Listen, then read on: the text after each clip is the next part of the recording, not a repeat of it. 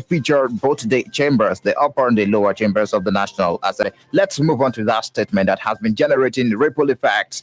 The comments made by the governor of Kaduna State, Nasiru El Rufai, that program on NTA, a national television, the Nigeria Television Authority, a Tuesday live program anchored by Cyril Stober. That statement made by the governor of Kaduna State. We need to listen to that statement first.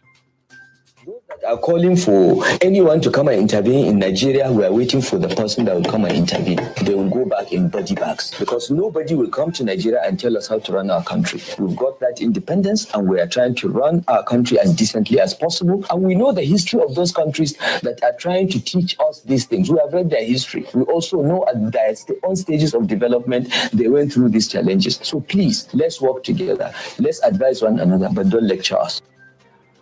Well, they will come out and they will go back in body bags. That's actually that particular word, body bags, is generating effect. Although he came out to clarify his statement, it is still raising dust. Listen to him speak about it. This is the essence of my statement. I don't want anybody to confuse what I said to mean that Nigerians will kill any foreigner they see. No. What I said is based on intelligence that is available to us, that the opposition PDP is trying to prepare grounds to cause crisis in Nigeria and inviting foreign participation. They are discussing it, they call it the Venezuelan option. Now, we are not going to sit and allow unpatriotic Nigerians to confuse and procure the misguided support of countries that are supposed to be our friends. Well, that's the latest. Well, guys. It's a good thing that he has come out to, clarify issues based on what he said earlier. But there's a need for us to make it point blank here that our elected officials, our leaders should be very mindful of their utterances, especially now that the elections are very close.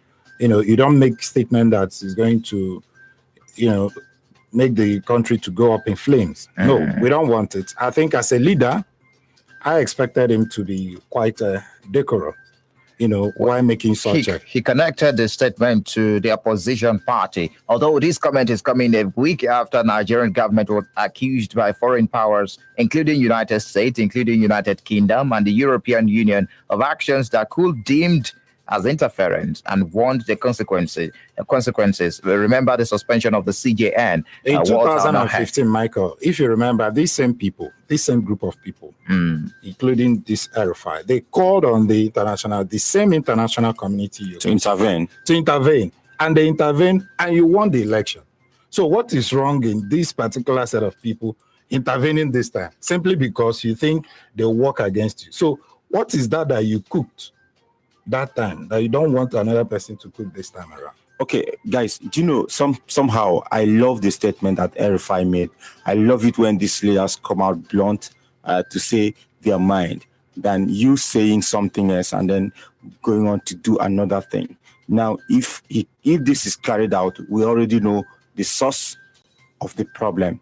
You get my point? Now, the Bible said that out of the abundance of the heart, the mouth speaketh.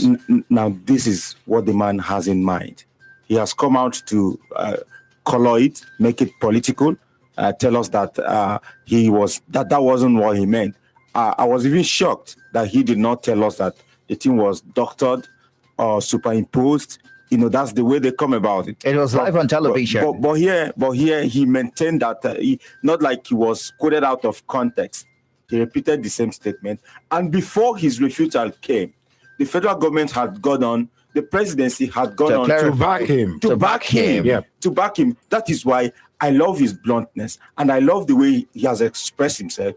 And I wish that other leaders, they will keep on saying this kind of statements. I mean, they should be dropping it for us so that we now know their mindset. We now know who they are.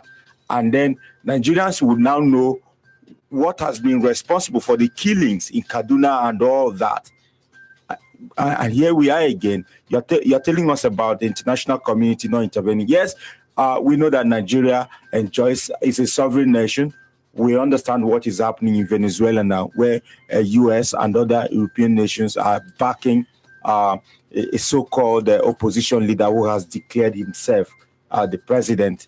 But then you cannot operate alone. Nigeria is a big country, the giant of Africa, and whatever happens in Nigeria is of concern to so many other blocks as far as the Committee of Nations is concerned. We're live on YouTube, www.youtube.com/Flow949FM. You can follow us and also subscribe on our YouTube page. Don't forget to click on the notification button. Watch Samson Ezet analyzing the issues, and also Ginika Oloha.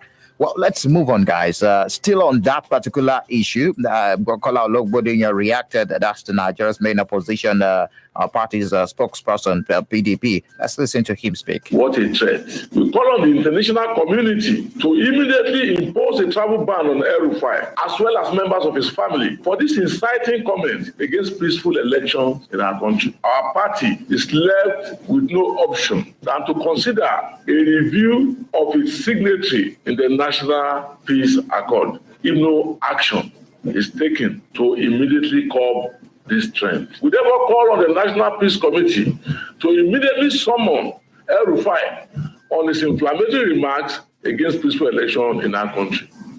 So the PDP may be pulling out of the peace accord because of that particular statement. That's the latest. You see, Michael, I don't even have sympathy for either of the parties. Okay. Because should PDP eventually... You're not expected to have sympathy for any of the parties. Yes, exactly what I'm doing now. Okay.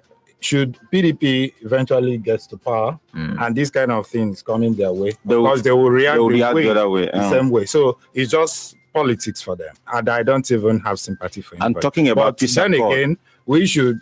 The only thing I want them to understand is that as leaders, you need to be careful what you say. And then talking about peace accord again, you guys remember that when that thing was signed, I told you guys that it's just another paper tiger. There is no legal backing to that piece of document. It's not binding on anybody. It's just ceremonial. I'm actually thinking by now, security, forget the impunity that is backing the governor of Kaduna State. By now, security agencies should have invited the governor of Kaduna State because of that statement. I'm not saying arrest him, but he should clarify to the security agencies, because that statement is very sensitive. At this point in time, he has supporters. I don't know if the immunity covers him as regards to that. I don't know. I'm not a lawyer. I can't say much about it. But if there's any need for the security agencies to invite him and ask him some question, then they should go ahead and do that. The immunity covers him just for prosecution. Okay. I think he can be prosecuted at this point. But he can also be investigated. He can be investigated. Good. Did the EFCC not go to Benue State to investigate this? Samuel Otom. How Samuel Otom, Including Akwa Ibom State. Akwa Ibom State. At the point, there was this argument about misapplication of so-called security votes and all that. Did they not go to Benue State? So why can't they invite El-Rufai to tell the security operatives most of the things that he knows that nobody else is seeing? Okay, let's go for another break. And when we return, the party, Social Democratic Party, has adopted President Muhammadu Buhari as the consensus candidate of that party come 16th of February presidential election. We'll get to listen to the details when we come back. Hey, in Niger State.